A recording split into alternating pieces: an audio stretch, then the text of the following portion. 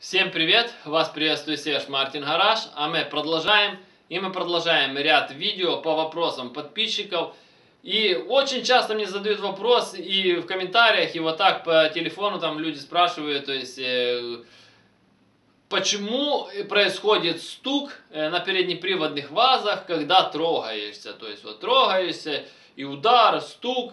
И в этих видео я расскажу, какие причины этого и как их решить для того, чтобы этого стука не было. Потому что этот стук может в один прекрасный момент так вылезти, что вы попадете на очень большие деньги и на очень сложный ремонт. А для начала я хочу напомнить, что я отвечаю на все ваши комментарии, именно в видео ответьте именно прямо сейчас. Напишите вопрос или тему, которая вас интересует, и я сниму на нее детальный, развернутый видео-ответ, как вот, допустим, в данном случае. Также хочу сказать спасибо всем тем, кто ставит лайки, особенно тем, кто ставит лайк авансом. Ваши лайки очень важны для развития канала, и чем больше будет лайков, тем будет больше интересных познавательных видео для вас. Поэтому не ленитесь. Прямо сейчас ставьте лайк. И также отдельный респект и уважуха всем тем, кто организовал там в комментариях соревнования, потому кто первее поставит лайк. Присоединяйтесь к этим соревнованиям, ставите лайк и в комментариях сразу же пишите, какой вы по счету поставили лайк. Там 1, 5, 10, 100, 200. И я придумаю способ, как поощрить победителя этих соревнований. Отдельный вам респект и уважуха, красавчики. Итак, мы начинаем. Почему происходит стук на переднеприводных вазах при трогании? Дело в том, что я знаю, что многие с этой проблемой сталкиваются, ездят, трогается и туф, трогаешься, туф, такой стук и непонятный, и начинается там бегать по мастерам, одни говорят одно, другие третье, пятое, десятое, перебирают полмашины, а стук как происходил, так происходит. Вот даже на днях общался там с человеком, у него тоже такая была проблема. Все, там сцепление поменяли, коробку якобы всю перебрали, кучу денег, там бешеные суммы называть. Мне иногда там люди, когда называют, какие деньги берут за обычный ремонт, то я иногда просто в шоке. То есть там за какую-то там головку просто перебрать, отремонтировать, или там коробку перебрать. Такие бешеные ценники, что ну, это обычный ремонт, это не какая-то там доработка в спортмена. Ну, это отдельная, конечно, история. Все равно у него стук происходит, и он не знает почему. То есть, дело в том, что если у вас есть отчетливый стук, вот такой вы трогаетесь, то есть, это в основном две причины. Это внутренние гранаты или палец сателлита в дифференциале. Дело в том, что я скажу так, что если у вас коробка старая, старого образца, там еще пальцы дифференциала еще живут. Если вы его никогда не меняли, если вы туда никогда не лазили, 99% что с ним все будет нормально. Если у вас коробка уже нового образца, там свежая, там со свежей какой-то машины, там со щупом, там или просто со свежих годов, или вас уже когда-то меняли палец сателлитов, даже если бы это было недавно, там год-два назад, образно говоря, там, то в первую очередь нужно проверять его, хотя его проверить не так просто, потому что это надо снять и разобрать коробку, но зачастую эта проблема в нем. Объясняю почему. Идет выработка, то есть шестерни дифференциала вращаются, то есть и из-за того, что качество металла этих пальцев сателлитов очень плохое, и они просто тупо изнашиваются, и соответственно происходит выработка, и у вас происходит вот этот стук. И почему я говорю, что именно когда вы меняли, тоже он долго не проходит. Потому что, во-первых, что качество плохое, а во-вторых, многие пытаются сэкономить и меняют только палец сателлитов, а не меняют в комплекте и сами сателлиты. Что происходит? Дело в том, что когда у вас палец сателлитов был убит, а сателлиты вы оставили те же и поменяли, на них уже была выработка. То есть, когда палец был разбит, он дал выработку на них. И вы вроде поставили, все нормально крутится, все. Потому что бывают такие случаи, что там вообще там так наслаивается металл от пальца.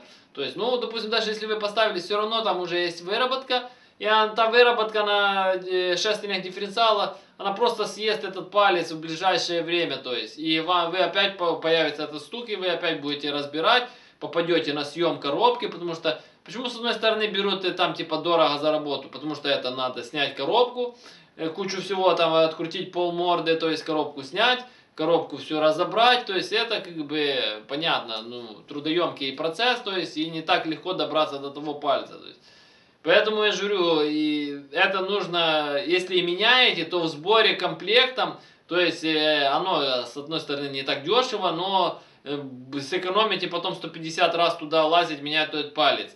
И не ездите долго. И этот звук, если вы видите, что он все громче, громче, отчетливее, отчетливее, это значит износ идет больше. И в один прекрасный момент его просто сломает. И его, если сломает, он может там наделать таких делов в коробке, чтобы вплоть до того, чтобы пробить корпус коробки или разломать всю внутрянки коробки. И вы ее потом просто сдадите на металл, выбросите.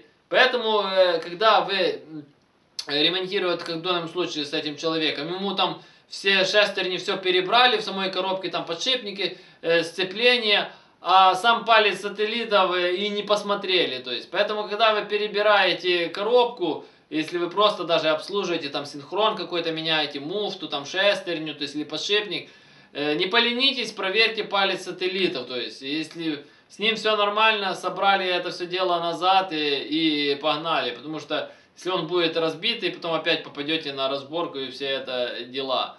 Дальше. В принципе, можно до того, как вы уже снимете коробку, начнете разбирать, и вы снимаете привода, то есть гранаты, можете их проверить, то есть если не хотите там залазить в коробку, там спешить, да, можете для начала, то есть проверить гранаты, это самый простой способ. Сняли гранату, то есть на машине вы ее тяжело будет определить, не поленитесь, снимите привод, то есть покрутите гранатой, то есть если вот этот самый стук, то есть при вот так движении, то есть гранаты двигаете, то есть если она разбитая, сильно, не сильно, то есть если вы увидели, что там есть люфт, достаточно как на ваше усмотрение, что она разбита, меняете ее на новую, ставите и едете, и если этот стук повторяется, ну, как бы не исчез полностью, да, то опять же это проблема пальца сателлитов.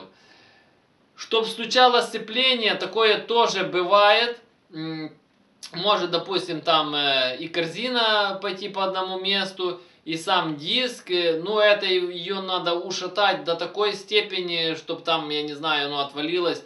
Это даже у меня за все время один раз только было, из-за того, что я жесткие старты, корзину у меня просто оторвало саму прижимную часть от лепестков, ее просто оторвало, то есть, и то там оно ездило до последнего, я просто разбирал, снял, и оно там, в принципе, как бы особо ничего там не стучало как таковое.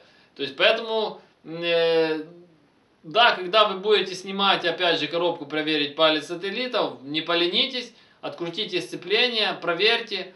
Также еще такой может быть момент откручивания маховика. То есть маховик обязательно нужно, чтобы плоскости маховика и на коленвалу были отчетливые, то есть ровные, прошлифованные, хорошо прижимать хорошими болтами. Обязательно на резьбовой герметик садите болты, то есть потому что от вибрации они очень часто выкручивают, потому что на него происходит нагрузка. И если у вас уже маховик один раз откручивался, то есть у меня я сталкивался с этой проблемой на боевом двигателе, ну просто я задалбивался, у меня просто маховики ну не пару заездов, ну там 10-20 заездов у меня откручивался маховик, то есть я там и уже и и на герметике садил, там и плоскости шлифовал, то есть, ну, что я только не делал, то есть, по-нормальному пришлось поставить новый коленвал с нормальной плоскостью, новый маховик с нормальной плоскостью, новые болты, и посадить это все на герметике и хорошо выжать. И на протяжении многих лет я уже гоняю, и ничего не откручивается, при том, что постоянно долблю в заездах. Потому что если один раз он открутился, тоже идет выработка между маховиком и коленвалом, там наслоение. Так же самое посадочное отверстие в маховике тоже разбивается. И тоже происходит такой же самый типичный стук. В принципе, его можно проверить очень просто. Открываете пробочку вот эту в коробке, да, и просто двигаете туда, отверткой туда-назад, или вот так можете по маховику. Если он будет откручен, он просто будет двигаться, ну лишний двигаться. И тогда разбираете, эти все дела устраняете и наваливаете дальше.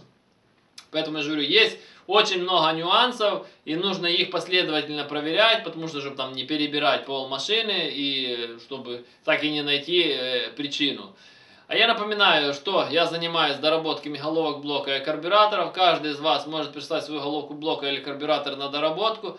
Работаю по наложке новой почты, вы присылаете, я дорабатываю, отправляю вам назад по наложке новой почты. То есть оплата за работу, когда забираете назад готовые детали. Вам, грубо говоря, останется их прикрутить и полететь. На главной странице моего канала есть отдельные плейлисты о доработке головок, отдельно о доработке карбюраторов, отдельно о том, как валят мои машины с этими доработками. Кому интересно, переходите, смотрите. Кто хочет заказать доработку, под каждым видео в описании есть мой номер телефона. Я всегда на связи, напрямую. Звоните, заказывайте. Кто хочет узнать цены на доработку, опять же, на главной странице в этих плейлистах первое видео. Про головку есть отдельное видео, сколько стоит доработка, про карбюраторы, там все рассказано и показано. Номер телефона непосредственно для заказа доработок. Все вопросы, комментарии, консультации пишем внизу под видео, все их читаю, по возможности стараюсь на все их отвечать. Кому понравилось данное видео, ставим лайк, подписываемся на канал, кто еще не подписался. Жмите на колокольчик, чтобы получать уведомления о новых видео. Делитесь данным видео со своими друзьями, репостите данное видео. Всем спасибо за внимание, всем до свидания.